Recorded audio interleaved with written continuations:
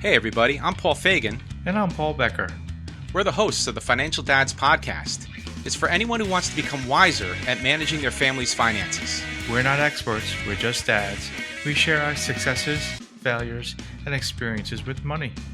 Download the Financial Dads Podcast on iTunes, Google, or wherever you get your podcasts. And check us out on Facebook. Just go to financialdads.com. Because managing your money can be stressful. But that's why the Financial Dads are here to help. Founder Space, Startup Supercharged. I'm Captain Hoff, CEO of Founder Space, the leading global startup accelerator. I'm also author of the award-winning books, Make Elephants Fly, Surviving a Startup, and The 5 Forces. I have entrepreneurial blood. I can't help it. Like every time I try to do something normal, I can't stand it, and I have to jump back in and risk it all again on some crazy idea, some of which work out, others which implode. You know, I've been through it all. I've been in the trenches. So like when I teach entrepreneurs, I teach them from my own experience, what I actually did, and all those headaches I had. I began, in undergraduate, I went to the University of California and I studied electrical computer engineering. And as soon as I graduated, I did not go get a job because that just seemed too normal. Instead, I thought, I'll go to film school. So I went and got a graduate degree in film and television at USC. And then out of there, I hustled like crazy, worked my way up to a television development executive. It's a wild story. I won't go into all the details, but I did that for a while. And then I thought, no, computers and entertainment are merging. And at this time, they were just coming together. So I met the founder of a large game company, a Japanese game company called Sega, and with Sonic the Hedgehog and all their games, Virtua Fighter. And he offered me the chance to go to Japan and simply come up with ideas for their next generation of games. So I did that. I flew off to Japan. While I was in Japan, it was an amazing experience, coming up with all these game ideas, working with all the developers, kind of combining my entertainment and software. And then I decided I need to start my own company. So I quit that job, flew back to Silicon Valley, California, my home, and launched my first company. And that was a gaming startup. And we made our first game was actually all about teaching people to be entrepreneurs, which is what I do today. It was called Gazillionaire, and it was about how to become a gazillionaire. And it was really popular. It got picked up by one of the large publishers, got worldwide distribution, did really well, and then actually found its place into schools. So hundreds of schools and universities are using the product still today, after all this time. It's the beauty of educational software. It never goes away. Teaching kids and high school students how to become entrepreneurs. So I did that. I caught the venture bug after that, teamed up with some partners. We launched an interactive TV startup right out of Hollywood, where we combined, again, my entertainment background with technology, doing interactive TV shows for NBC, Warner Brothers, Viacom, all these big companies, all these big media companies. And then I did two other venture-funded startups. And after that, all my friends were coming to me, and they're like, Captain Hoff, which is my gamer handle. I'm a gamer. And they were like, Captain, how do I raise money? How do I get started? What do I do? So I started to help them out. And that was the beginning of Founder Space. So it grew from me personally helping my friends to us eventually getting our own space in San Francisco, to us then expanding international. And now we're like even bigger overseas than we are in the United States. And it's been a great wild ride. And I just love it because I love working with entrepreneurs. It was absolutely amazing. Like making games for a living. I don't know anybody's, at that time, it was my dream to get a job in a game company because I was such a gamer. So yeah, it was like paradise. And I was also the only gaijin there, which means foreigner in Japan. So I wielded a considerable amount of power. They would come up to me and they'd say, hey, Steve, what do Americans think of this? And I got to speak for the entire country. Yeah, well, Americans hate it if I personally hated it. Or if I loved it, all Americans are going to love it. So every day I'll be contacted by people from around the world. They could be from, the Czech Republic or from China or Korea, anywhere, South Africa.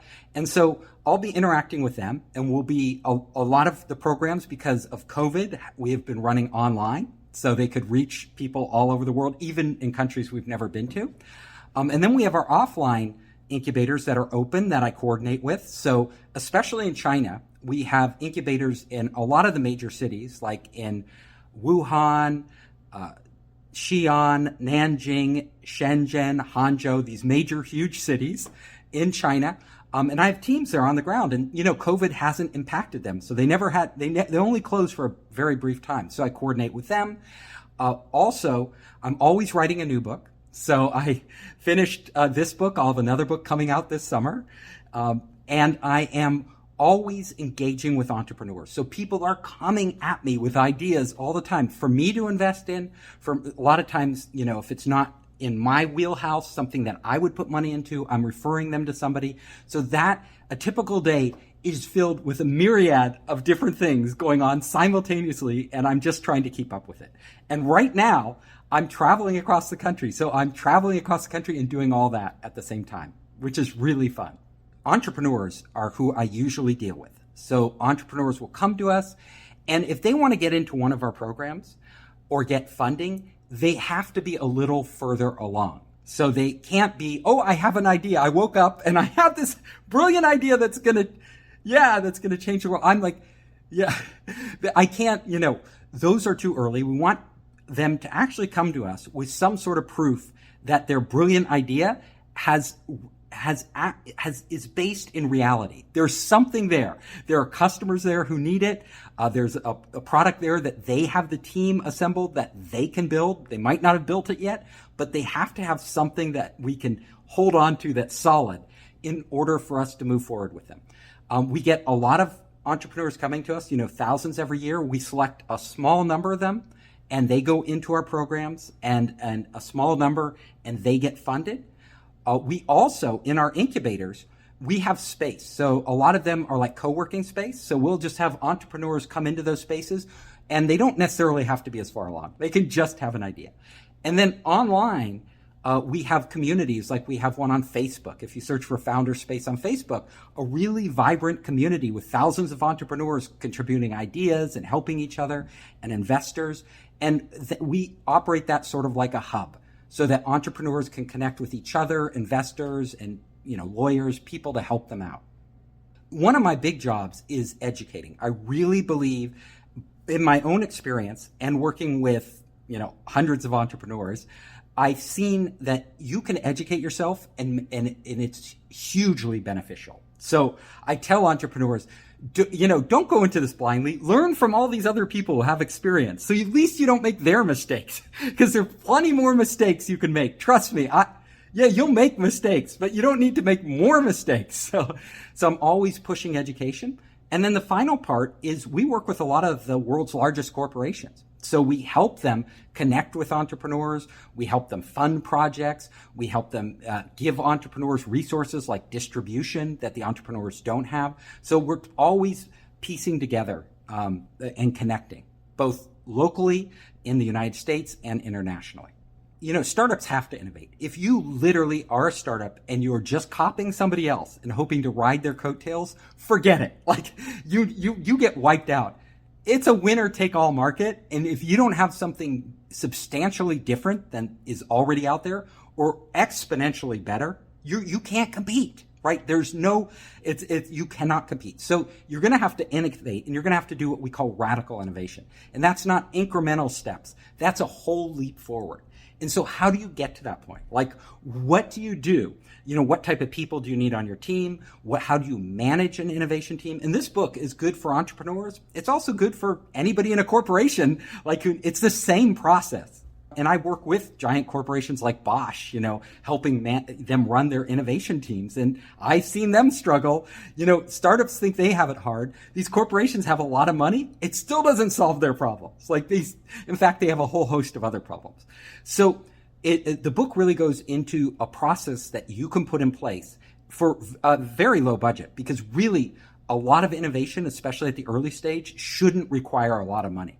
So how do you do that? How do you get your team working together in the right way that all of you, not just you as the passionate founder and CEO, but your entire team is fully invested in it and they're giving everything? And how do do you develop your own technologies? Do you pull technologies off the shelf? How do you introduce those technologies to your first potential customers? How do you identify those customers?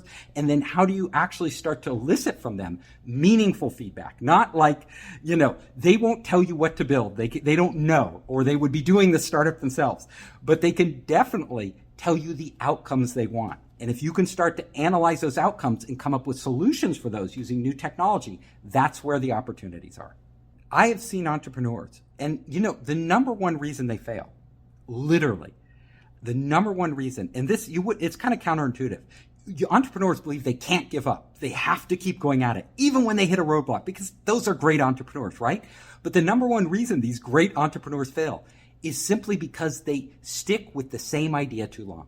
They do not want to admit that they filter out the facts, because they do not want to recognize that this brilliant idea they thought they had doesn't actually work in the real world.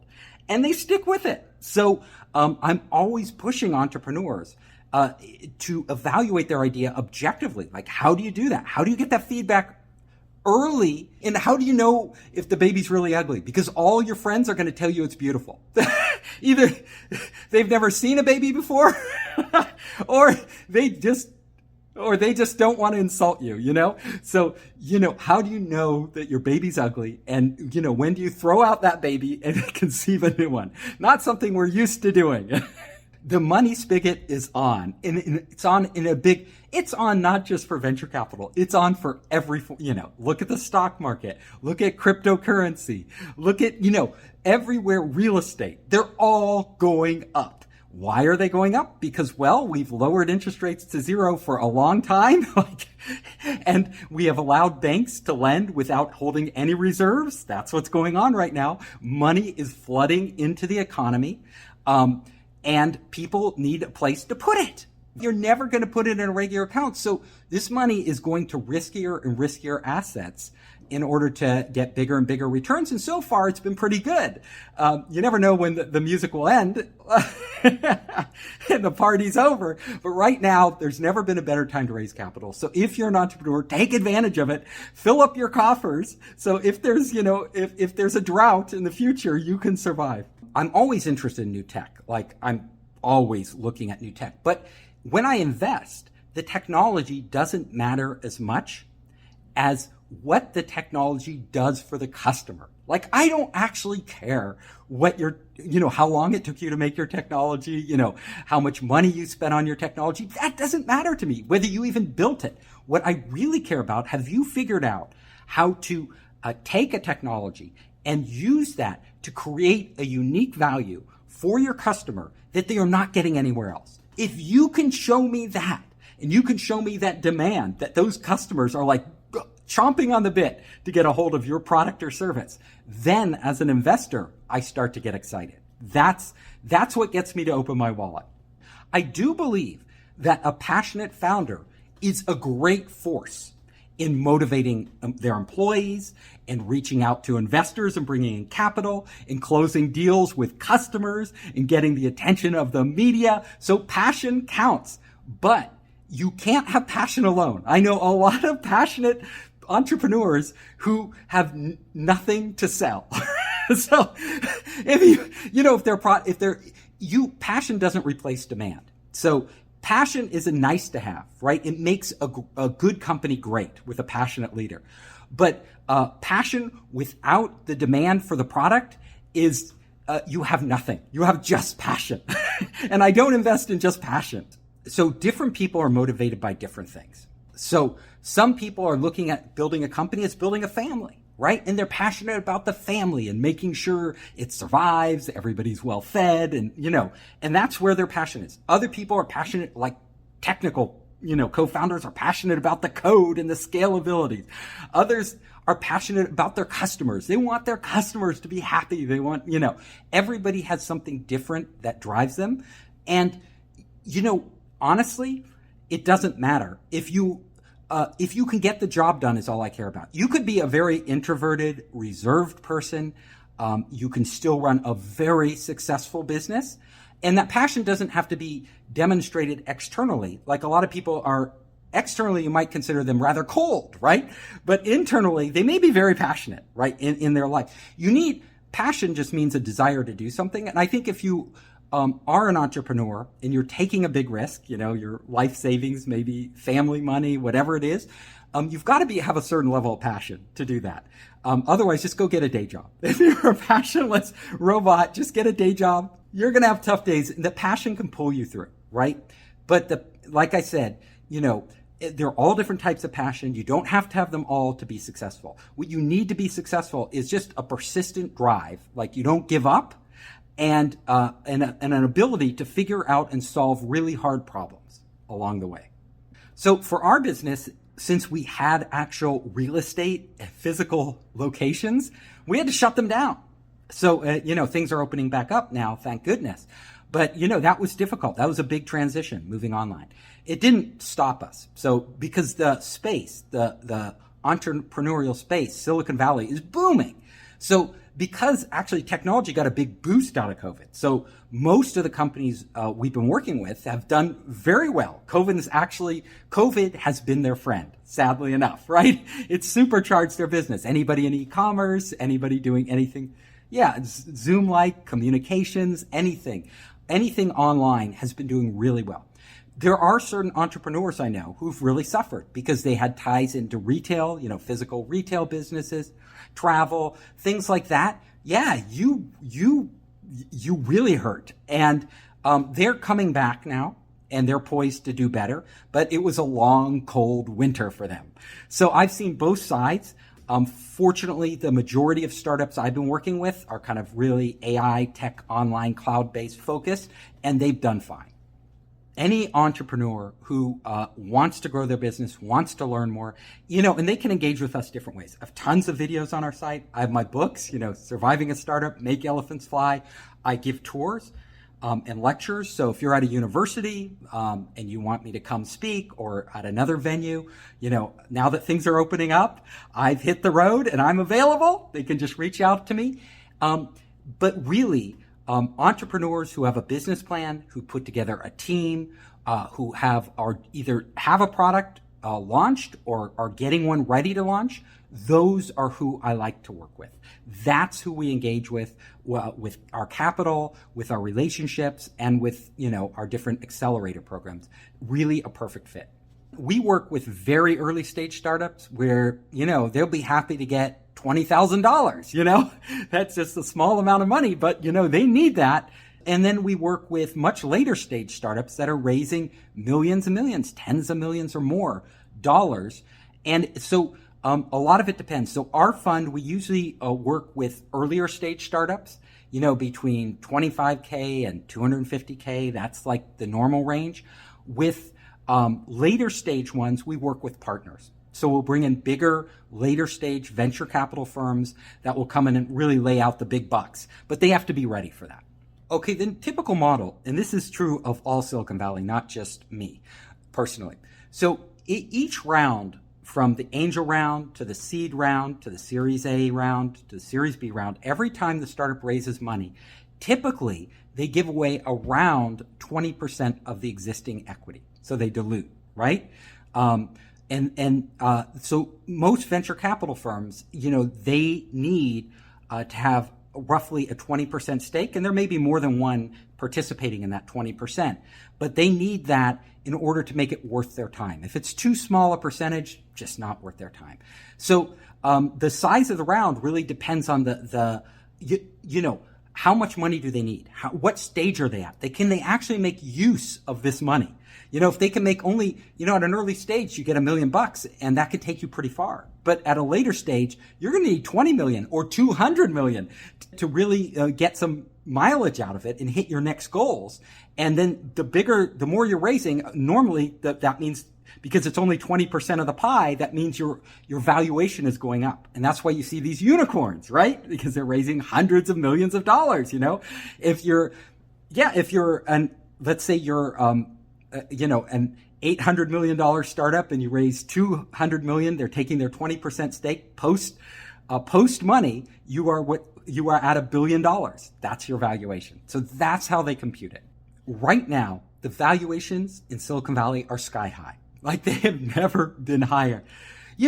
My fellow angel investors in Silicon Valley, we talk all the time, and they're coming to me and they're saying, Captain, this is crazy. Like the valuations we're paying now, we've never paid this much money before. It's like 4 times what it used to be. Like the value, it used to be an early stage company coming out of a startup incubator or accelerator could command, if they're lucky, like a $5 million valuation. That's after they've proved something. They've been through an accelerator like Founder Space or Y Combinator or something like that.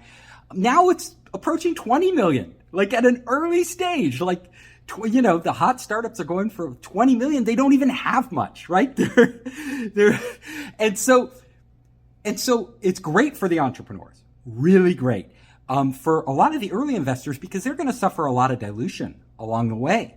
And they're getting, for 20 million, they're not used, if they're an angel investor, they're not putting in a huge amount of money. So the percentage they're getting is pretty tiny, and that makes it, even if it hits big, the multiples they get aren't what they would have gotten, right? It's substantially less because of the high valuations. So it's hurting the angel investors, helping the entrepreneurs, but it is all based on supply and demand. So the fact is, like I said, there's just a ton of money in the economy right now pumping into these, startups, and that money is competing for the best startups.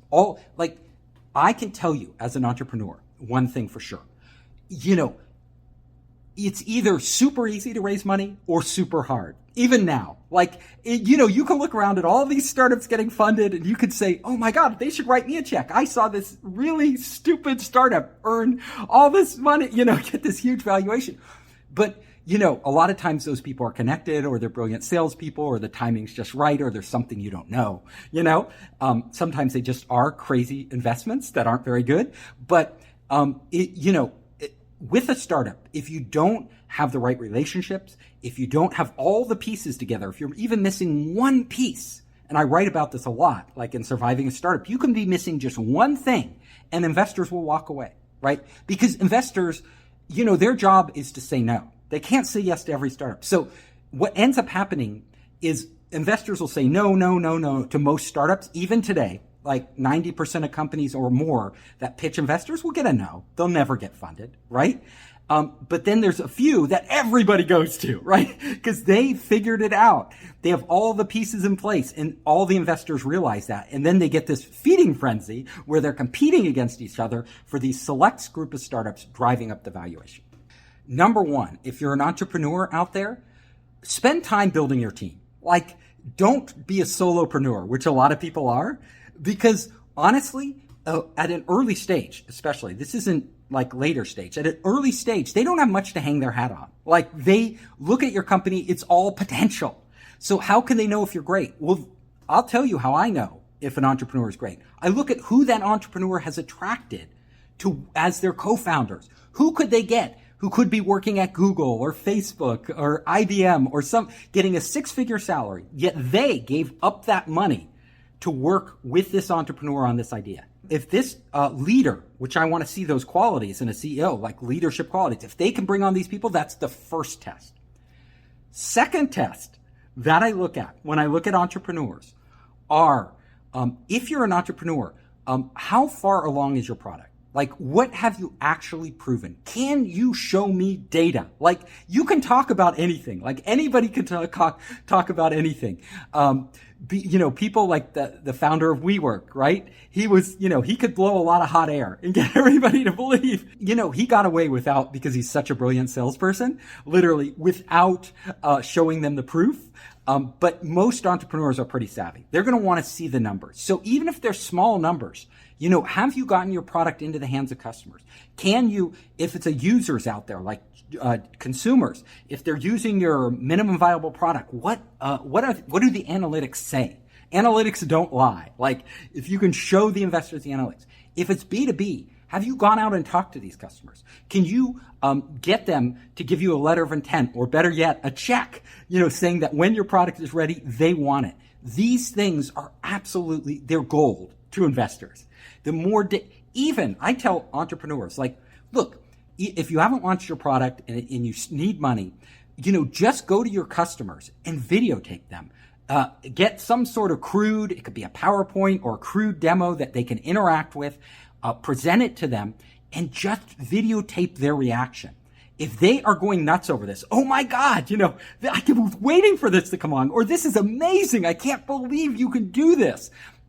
If you get those reactions and splice them all together from a bunch of customers and show them to investors, that is what we call traction. It's a form of traction. It's a form of proof that that there is some demand for your company. So I really push entrepreneurs to do this at the earliest possible stage for themselves, because they need to know, but also for investors. VCs love winners. Like, everybody says it's fine to fail. And honestly, a lot of great entrepreneurs have failed. And they failed early. Like, Bill Gates' first attempt failed. Nobody talks about it. Nobody remembers that little thing he did before Microsoft that didn't take off. Steve Jobs failed multiple times with the Lisa and all these different, and the Newton and all these products. So failure, it is fine. But human nature, you want to bet on winners, right? So if you have failures, it's always going to be a tougher sell, no matter what people tell you. VCs don't seek out failures. They seek out success. But if you have failed and you can actually explain to them why you failed, what you learned, how you would do things different next time, and they see that hunger in your eyes and that determination to keep going, it can negate the negative effects of the failure, and they can overlook it. I write about bootstrapping in my book, and I am a big fan of bootstrapping. So first of all, there is nothing wrong with bootstrapping your company. Too many people come to Silicon Valley because they believe that, once you raise capital, all your problems are solved, or the only way to success is to raise huge amounts of venture capital. Honestly, that's only true for a small minority of the businesses out there. And there have been huge multi-billion-dollar businesses that have IPO'd based on bootstrapping. Pluralsight, this huge technology educational company, they did it on bootstrapping. There have been many, many, many other companies that have never taken a dime of venture capital and done extremely well. If you can do it without taking venture capital, go for it, right? Like, don't feel bad about that. That's a good thing. And then there are certain types of businesses that venture capital will never fund, because they just don't fit the model. They're not scalable. They aren't going to grow exponentially fast. They're going to be more of a linear growth.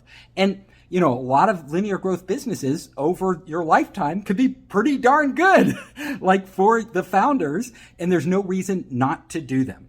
So you have to figure out what type of business you have and whether you need venture capital. Now, venture capital is really good at one thing. It will never turn a bad idea into a good idea. In fact, too much money too early before the startups have figured it out can kill companies, right? It's actually a huge negative. And I'm telling, don't raise them, raising money will not solve these problems. And in fact, it can mask the problems. So there have been a lot of startups out there that raised huge amounts of capital, literally hundreds of millions of dollars, when they didn't have a product market fit. But the money allowed them to keep acquiring new customers and masking the problem with the company. Look at WeWork, right? They raised billions of dollars, but all that did was mask the fact that their core business model didn't work the way they claimed it did. They were growing, but they were growing just by spending, not by building the infrastructure and the process and everything in place to really tap customers and bring in revenue. So when I am talking to startup founders, I tell them, first of all, the first thing you need to do is figure out your business. Now, if your business is in one of these winner-take-all markets, especially one with a network effect, like a two-sided marketplace, like Amazon, or a social network like Facebook, if you have this strong network effect, which means the more users you bring in, the more valuable your service is to your end user. If that's the case, you need to raise capital, because if you don't scale, exponentially fast and really take the market, somebody else will. And if you go along really slow, I had a friend in the early days, he started a social network. It was doing incredibly well. This was like around exactly the same time Facebook was starting. At exactly the same time. His network was doing well. It was a version of LinkedIn. So basically it was LinkedIn before LinkedIn. And he actually had a lead on LinkedIn and he was growing like crazy. Did not take venture capital, did not take the right steps, does not exist today. LinkedIn took the whole pie and that network just faded away, like gradually, not right away, but LinkedIn took the whole pie. So because they had the network effect for that. So when I'm talking to entrepreneurs, yes, if that's the case, venture capital won't make your idea better, but it is fuel on the existing fire. So if you have a jet engine and you plug venture capital into that, well, you're going around the world. And if it's a rocket ship, you're going to the moon, That venture capital is just the fuel. It's not the rocket. But if you have a rocket, get the fuel, right? Get the rocket fuel. Because if you don't fill up your rocket, you're not going anywhere. That's the answer.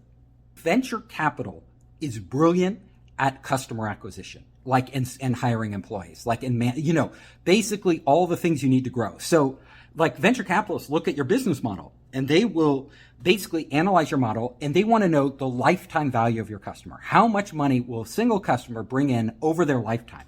If they can see that you will potentially earn more money from this customer, the lifetime value is greater than the cost of customer acquisition, well, it's a no-brainer. Shovel money into this company, right? As much money as they can spend, we will give them because we know we're going to get a return.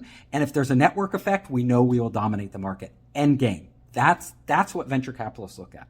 Venture capitalists in Silicon Valley are looking for outsized exponential returns on every investment they do.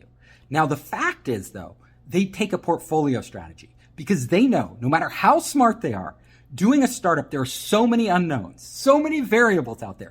It is so easy for a company, for reasons that you just aren't visible at the early stages, not to succeed.